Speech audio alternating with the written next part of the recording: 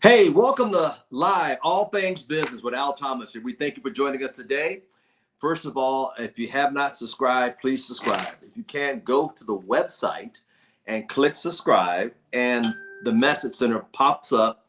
Add your email in the box and click sign up because we like to send stuff out to you as we grow. Okay, thank you so much for that. And if you like, text a couple friends. Hey, jump on here right now. He's live right now. And also, we want to thank you and hit the thumbs up button for the algorithm to kind of give us a little extra boost, if you don't mind. We appreciate you guys so much. Today, my subject matter is seven signs someone is secretly rich. Let me say it again. 7 signs that someone is secretly rich, even if they live modest. Even if they live what? Modest. This past week I was on a private helicopter with my buddy, and we took the doors off, flew around Vegas, and you know, not flamboyant. See, so number one, let me talk about number one. I'm getting ahead of myself. Number one, living frugally is their second nature. So they're not out trying to impress people. They're not out trying to flaunt their wealth. They want to be under the radar. In other words, they walk among us. You can't tell because they're not out trying to be flamboyant. They don't have the brand new Ferraris and Lamborghinis. Most of the time, people have those things. They're faking it till they make it.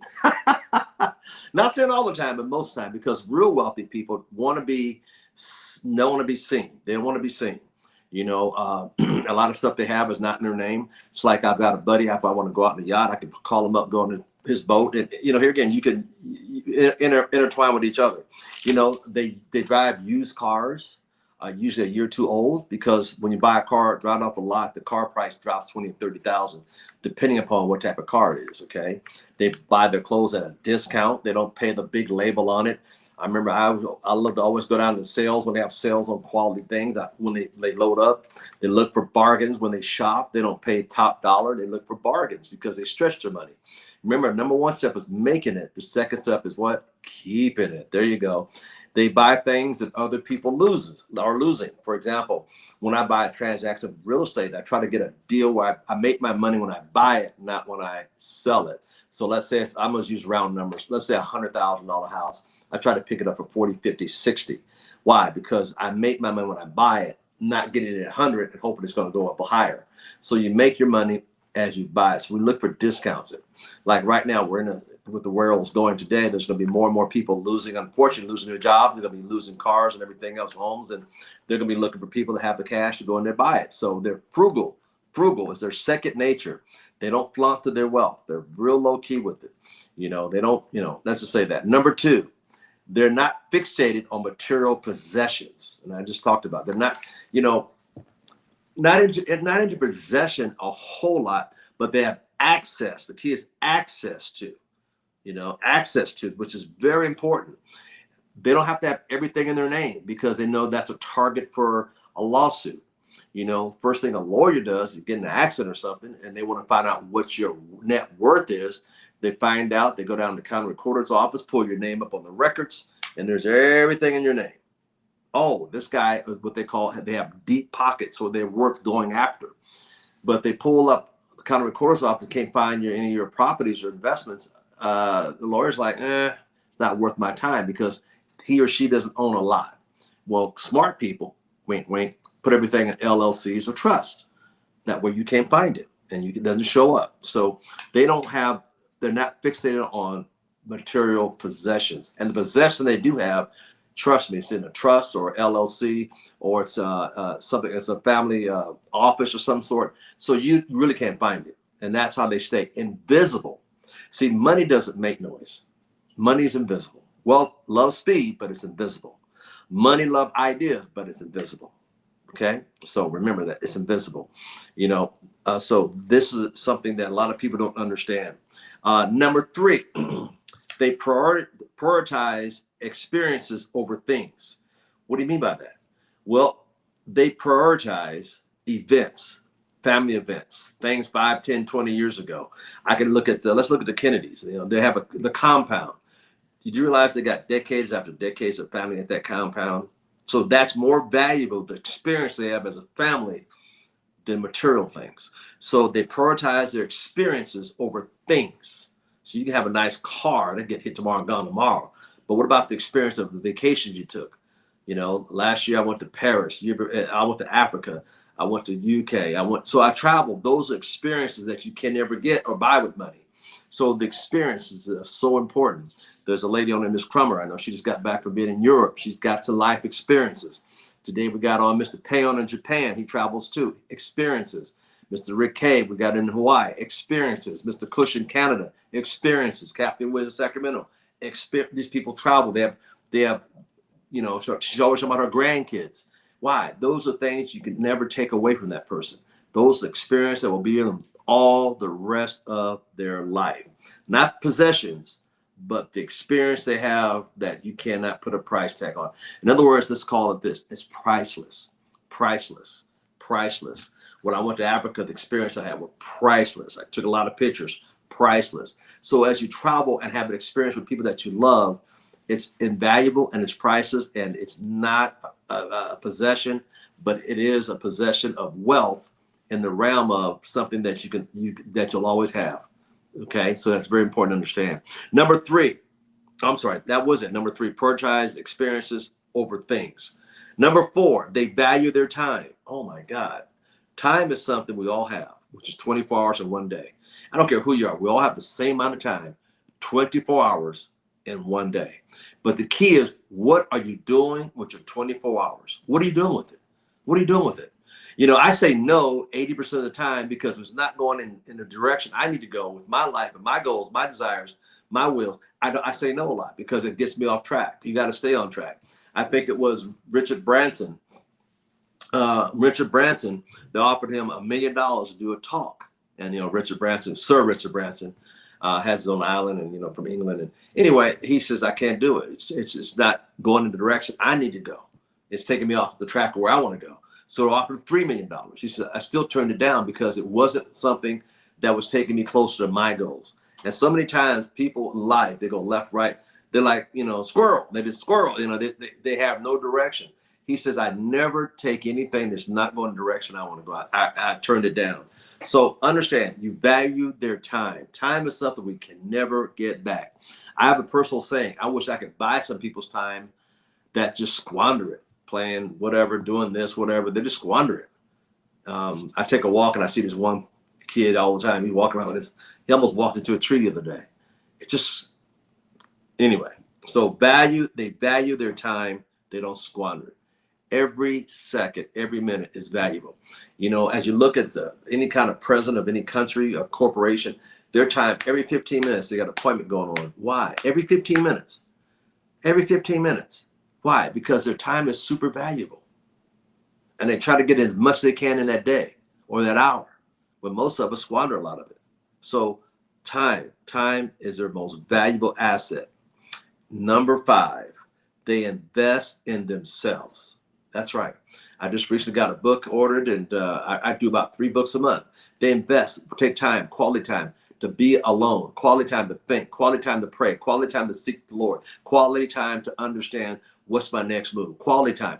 Well, I notice me at 4 in the morning when I get up, it's quality time, and I think and I pray, and I tell you what, so many things get answered because I invest in myself, books, tapes, classes, courses. Because why? In the morning when I take my walk this morning, I've got my Espanol going.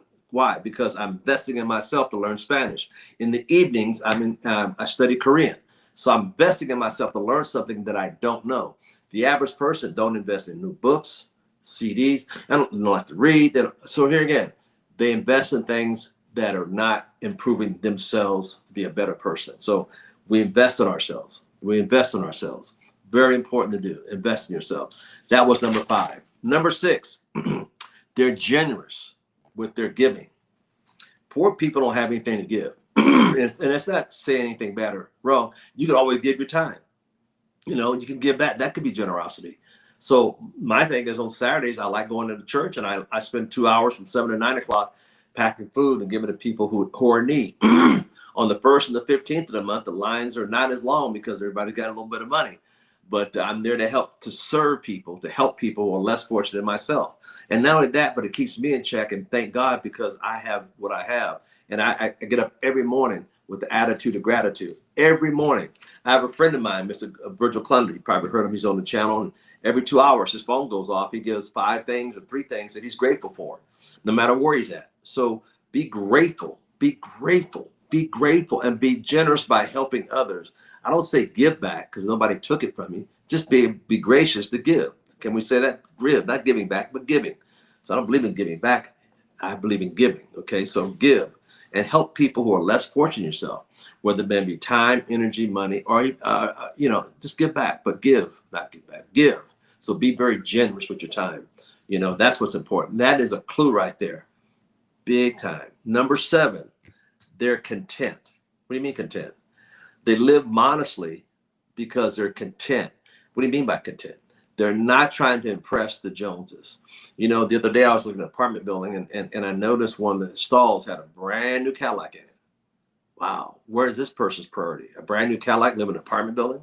Should be the other way around. You need to have the property and then get the car. But anyway, modest. They live modest. They're not trying to impress people that don't know, that don't care what they do and what they have. So they live very modestly. They live within their means. When I see people living paycheck to paycheck, a lot of them are living way above their means.